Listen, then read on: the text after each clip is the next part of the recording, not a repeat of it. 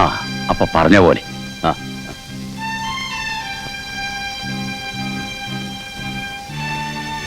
ഇങ്ങനാണോ? ഈയുടെ വരവ് കുറെ ഫ്രീക്വന്റ് ആണെന്ന് കണ്ടപ്പോ ചോദിച്ചടാ. ഇയാളുമായിട്ട് ഡീല് വല്ലതും ഉണ്ടോ? അങ്ങനെയൊന്നുമില്ല. പിന്നെ പുള്ളി ഒരു വില പറഞ്ഞു വെച്ചിട്ടുണ്ട്. എത്രയാ? കഴിഞ്ഞ വെക്കേഷൻ വന്നപ്പോ അയാളൊരു വില പറഞ്ഞതാ. ഞാൻ 4.25 ചോദിച്ചു. അയാൾ 3.5 സമ്മതിച്ചു. 3.5 ലക്ഷം രൂപയൊക്കെ ഈ കുഞ്ഞിൻ്റെ ഇരിക്കുന്ന അന്നില്ലായിരുന്നു. അതുകൊണ്ട് പുള്ളി 1 വർഷം അവധി ചോദിച്ചു. മക്കള് 3 ഗൾഫിൽ പോയി കിടക്കല്ലേ. ഇപ്പൊ കാശ് റെഡിയാ. എനിക്കിപ്പോ 3 കിട്ടിയാൽ എന്റെ കാര്യം നടക്കും. ബാക്കി 50,000 രൂപ പിന്നെ കുറച്ച് കൊല്ലം കൂടെ ഇട്ട് അമ്മയുടെ പേർക്ക് തന്നെ ഒരു ഫിക്സഡ് ഡെപ്പോസിറ്റ് ഇടാന്നാ ഞാൻ വിചാരിക്കുന്നത്. അപ്പോ ഇനി എഴുതിയാ മാത്രം മതി എന്ന് വെച്ചാ അയാളുടെ പൈസ റെഡിയാ? ആ നിനക്ക് ഓർമ്മയുണ്ടോന്ന് അറിയത്തില്ല. ഈ മനുഷ്യൻ ഈ മുറ്റം കടന്ന് ഈ വീട്ടിനുള്ളിലേക്ക് കാലെടുത്ത് വെക്കാൻ തുടങ്ങിയത് ഈ അടുത്ത കാലത്താ. അതുവരെ ദാ അവിടെ നിൽക്കേയുള്ളൂ. കഞ്ഞി കൊടുത്തിരുന്നത് പോലും തിണ്ണക്കിരുത്തിയിട്ടല്ലായിരുന്നു. അതൊക്കെ പറഞ്ഞുകൊണ്ടിരിക്കാം. ഇന്നിപ്പോ ഈ നാട്ടിൽ 4-5 ലക്ഷത്തിന്റെ ഒരു ഇടപാട് നടത്താൻ അയാളെ ഉള്ളൂ. നമ്മുടെ കുറെ ബന്ധുക്കളുണ്ടല്ലോ ഇതുപോലെയുള്ളവരെ തെറിയും പറഞ്ഞ് പഴയ വർത്തമാനവും പറഞ്ഞ് നടക്കുന്നതല്ലാതെ ഒറ്റ ഒരുത്തനുണ്ടോ കൈ 10 രൂപ തയ്ച്ചെടുക്കാൻ? ഉണ്ടായിരുന്ന പൈസ കുറച്ച് കുറഞ്ഞാലും തിരക്കേടില്ല. ഞാൻ അവർക്ക് ആർക്കെങ്കിലും കൊടുത്തേക്കായിരുന്നു. അവർക്കാർക്കും വീടിന്റെ ആവശ്യവുമില്ല. അവർക്കൊക്കെ കാശേ ഉള്ളൂ ഇല്ലാത്തത്. പക്ഷെ കേറി കിടക്കാൻ വീടുണ്ട്, കാശില്ല. അത് നീ പറഞ്ഞത് നേരാ.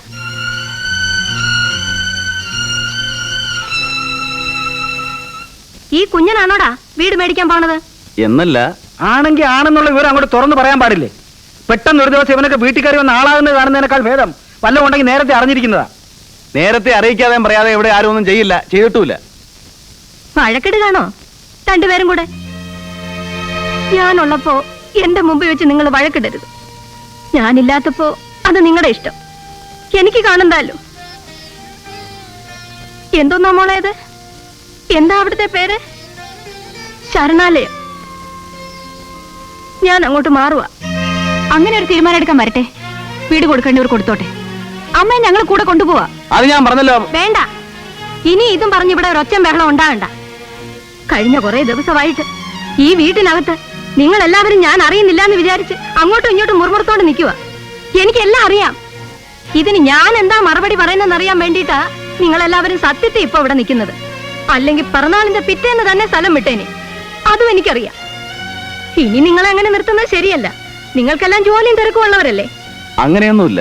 അമ്മക്ക് ഏതാ നല്ലതെന്ന് തോന്നുന്നു. ഞാൻ പറയട്ടെ, ഞാൻ നിന്റെ കൂടെയും വരുന്നില്ല, ഇവന്റെ കൂടെയും പോകുന്നില്ല.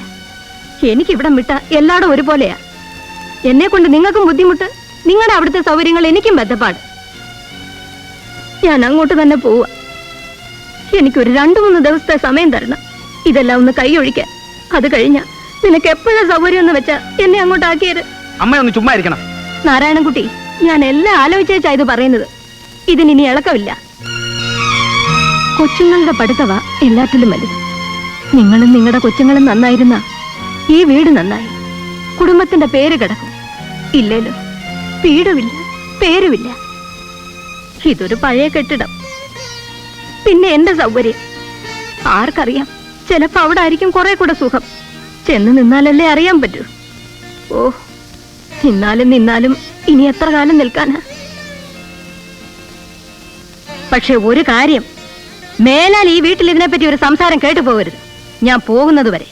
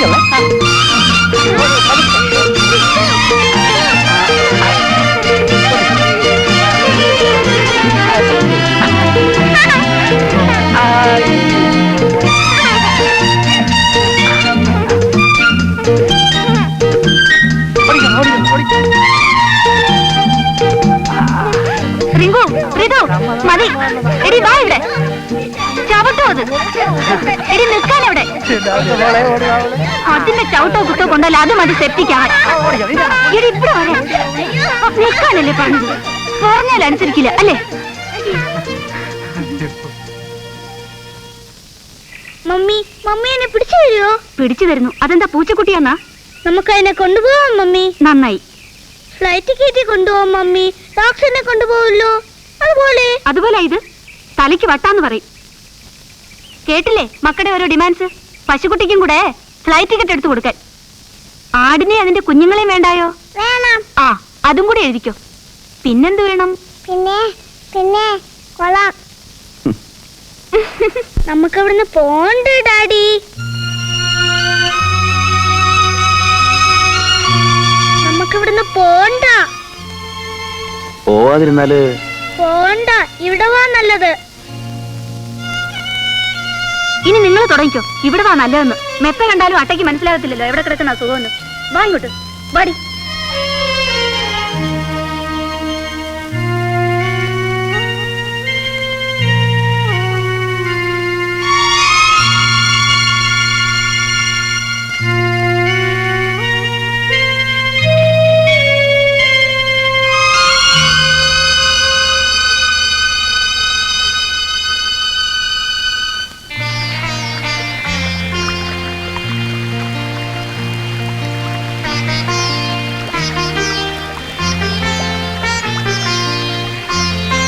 ചീനു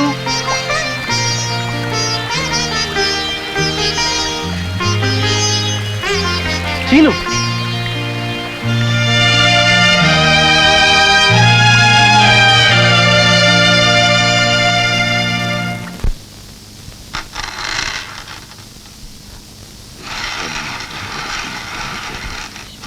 സാക്ഷാത് പരബ്രഹ്മം തസ്മൈ ശ്രീ ഗുരവേ നമഃ. ഇതാഞ്ജന സമാഭാസം ഛായാമർത്തന്തസംഭൂതം തം നമാമി ശൈനേശ്വരഃ.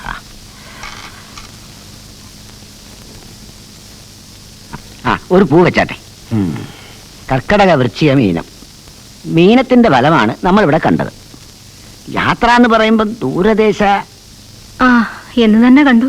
വരുന്ന ബുധനാഴ്ച ഉത്തമമായി കാണുന്നു. ബുധനാഴ്ച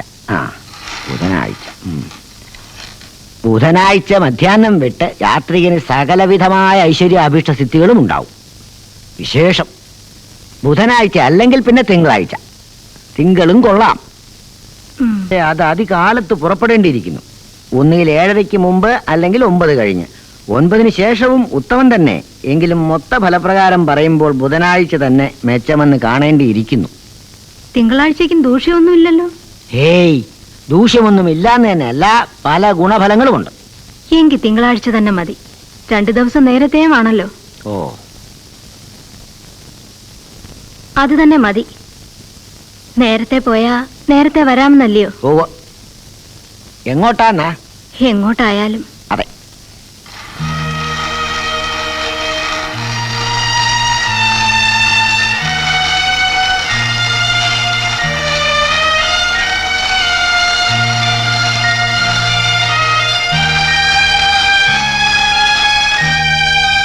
യാത്ര പോയാ ഇറങ്ങി പോകുന്ന സ്ഥലത്തിന്റെ കാര്യം എങ്ങനായിരിക്കും? നമ്മൾ ചെന്ന് കേറുന്ന സ്ഥലത്തിന്റെയോ? അല്ല, ഇപ്പോ ഇവിടുന്നാ പോണേന്നുണ്ടെങ്കിൽ ഇവിടുത്തെ കാര്യം. അതെ.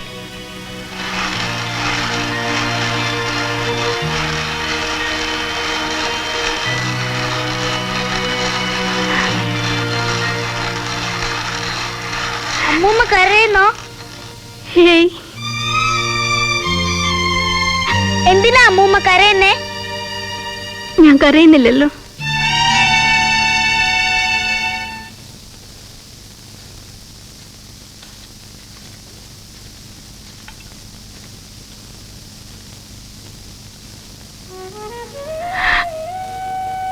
മാലിനി,